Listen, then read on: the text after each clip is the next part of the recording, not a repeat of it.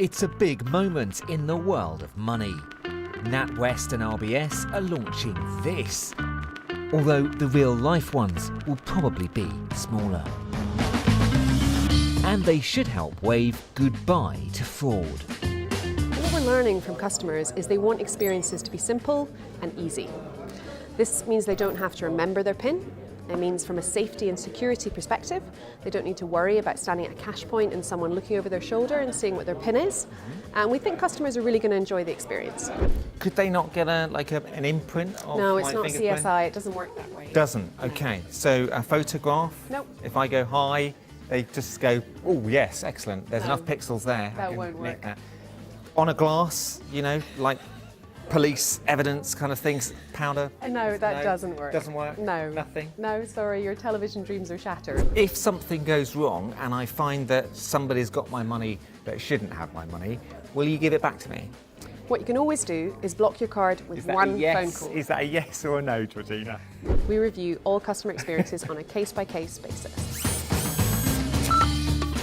Right, it's arrived. I've got a sort of like a card reader and the card itself. And I'm going to need that little black box to kind of register my thumbprint on the fingerprint reader. I've been invited to take part in a 3-month trial. The small battery in the reader is enough to power the card. After seeing my thumb from 5 different angles, it's happy it's got my print. Now, of course, Google and Apple Pay systems using our mobile phones linked to a debit card or credit card offer similar biometric security for payments. But your phone costs a lot more, needs to be charged, and it's a lot bigger. My new card is no thicker than a standard debit card. A strip down of it shows what's going on.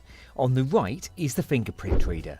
There's no battery inside, instead an inductive loop, shown here in red, acts as an aerial for the card to receive power from the card terminal.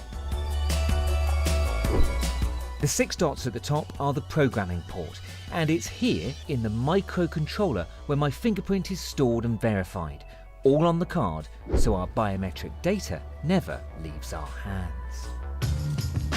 Coffee, please. Now, using the card is pretty much as easy as it is at the moment, except that you've got to put your thumb, or whichever finger you've registered, over the golden box so it can recognise it when you make the payment. A green light flashes to show all's okay, and that my plastic's not in some trickster TV producer's mitts. Oz! Now, the other big bonus I've found is my new spending limit. Normally, contactless payments cap out at £30, but this allows me to spend up to £100 because of the additional security. And I'm told that by the time it comes to market, well, that limit could be limitless, which means I could get my weekly shopping, fill up my car, or buy a bike just with a tap of my card. So, knowing all that, will the card be secure? Gemalto is behind the tech. The actual sensor we use is dynamic, which means each time it reads your fingerprint, it needs to have a 98–99% match. But if there's a slight variation, a micro scratch in your finger, it will take that into account. So next time, it knows that micro scratch will be there. But does it then allow for somebody with a similar fingerprint to you to get into the system? No, not at all. I mean, the variation is so small, there's not 2 people that would be in that level of variation. This would be the biggest change to payment cards for a decade, if the banks back it.